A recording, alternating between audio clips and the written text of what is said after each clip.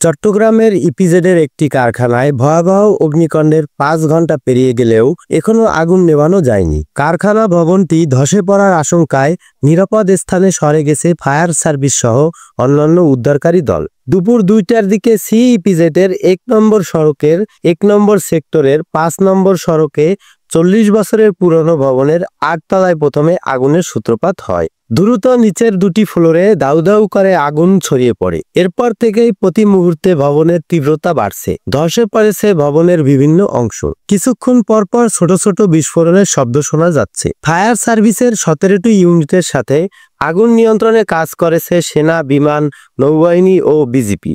Fire সার্ভিসের উপপরিচালক জসিমউদ্দিন জানান, তারা ভবনের ৬ ও ৭ তলা থেকে ধোঁয়ায় আটকে পড়া ২৫ জনকে জীবিত উদ্ধার করেছেন এবং ৮ তলায় থাকা সবাই নিরাপদে বেরিয়ে এসেছে বলে নিশ্চিত হওয়া গেছে। তিনি আরও জানান, কারখানাটিতে হাসপাতালের ব্যবহৃত যন্ত্রপাতি, সার্জিক্যাল গাউন ও তোয়ালে তৈরি করা হতো।